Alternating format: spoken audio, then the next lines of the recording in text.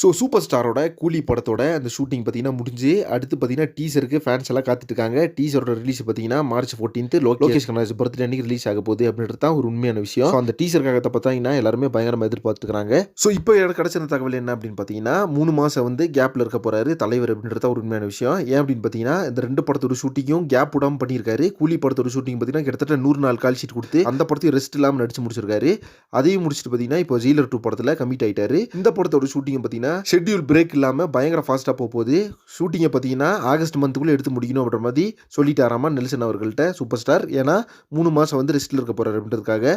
இந்த 3 மாதம் ரெஸ்ட்டுக்கு இருக்கும் போதே வந்து நம்மளுக்கு அடுத்த படத்துக்கான அனௌன்ஸ்மெண்ட் வரும். இப்போ 72 பார்த்தீங்கன்னா நெல்சன் பண்ணுறாரு, 73 யார் பண்ணுறா அப்படின்றது ஒரு மிகப்பெரிய எதிர்பார்ப்பில் இருக்குது. கண்டிப்பாக ஒரு மிகப்பெரிய டேரக்டர் தான் உள்ள என்டர் ஆகுவார் அப்படின்னு சொல்லப்படுது. இது வந்து ஒன்று டிராகன் அப்படின்ற ஒரு செம்மையான இட்டு கொடுத்து அஸ்வந்த் மாரி முத்துட்டி பேசியிருக்காரு. இன்னொரு பக்கம் வெற்றிமாறன் அவர்கள்ட்ட பேசியிருக்காரு. இந்த மாதிரி ஏகப்பட்ட டேரக்டர்ஸ் பார்த்தீங்கன்னா நடுவில் வராங்க.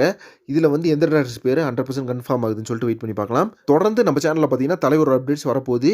யாரெல்லாம் நம்ம சேனலை சப்ஸ்கிரைப் பண்ணலையோ சப்ஸ்கிரைப் பண்ணி சப்போர்ட் பண்ணுங்க. மேலும் கூலி, ஜெயிலர் அண்ட் சொல்லிட்டு தலைவரோட அடுத்தடுத்து படங்களோட அப்டேட் வந்து என்ன வருதுன்னு சொல்லிட்டு வெயிட் பண்ணி பார்க்கலாம். நெக்ஸ்ட் ஒரு பண்ணுறேன். Thank you friends.